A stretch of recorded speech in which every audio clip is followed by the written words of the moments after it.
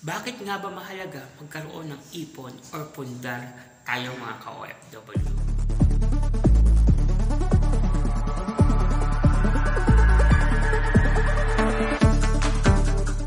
Good day and happiness life mga ka-life change.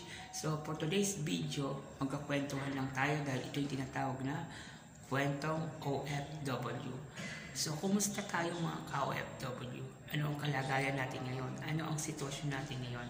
Nakapag-ipon ka na ba? Nakapagpundar ka na ba? Or else, maayos ba ang takbo ng iyong kalusugan? Bakit nga ba mahalaga magkaroon ng ipon or pundar tayo mga ka-OFW?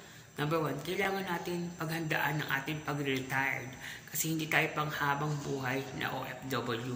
So, kailangan may ipon tayo. Kasi una, yung ipon na to, magagamit mo pag huminto ka. Okay? At remember, nauubos ang iyong lakas, tumatanda ka. So, kailangan paghandaan mo yan kasi in time also, kailangan mo ng health service. Okay? So, yung pera mo, magagamit mo also sa yung tinatawag na health service benefits. Makakabili ka ng gamot or para maintenance or may pansuporta ka sa iyong kalusugan. Bakit mahalaga magkaroon ng ipon? Kasi ito yung dudukutin mo pag nandoon ka na sa Pilipinas at wala ka ng trabaho. Ito yung gagamitin mo pampaikot ng iyong bagong buhay sa Pilipinas. So, remember mga ka-life change, mga ka-OFW, temporary lang ang sweldo natin bilang OFW.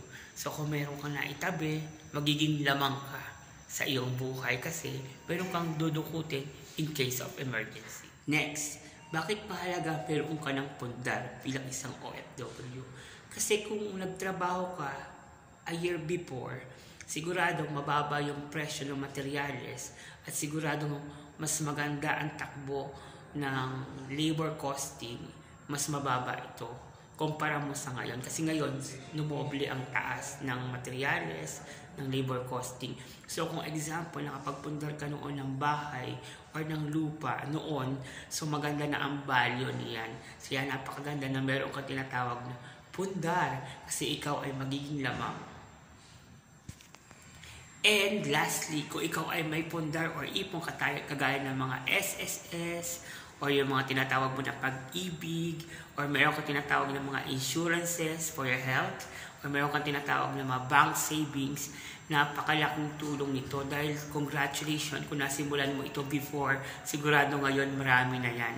So kung hindi ka pa nakakapagsimula ka OFW, simulan mo na mag-ipon at magpundar para sa iyong future. Remember, tumatanda tayo at remember, darating ang time mag-i-stay tayo sa Pilipinas at make sure meron kang dudukutin at may pansuporta ka sa iyong buhay. Huwag tayo maging kagaya ng mga ibang OFW na nagmimukhang kawawa or nagmukhang wala lang sa kanilang pinagdaan ng buhay, even though maganda ang takbo ng buhay nila before, pero hindi nila na-manage ng mahusay. Kaya ikaw may pagkakataon ka pang pag-manage. Okay? God bless!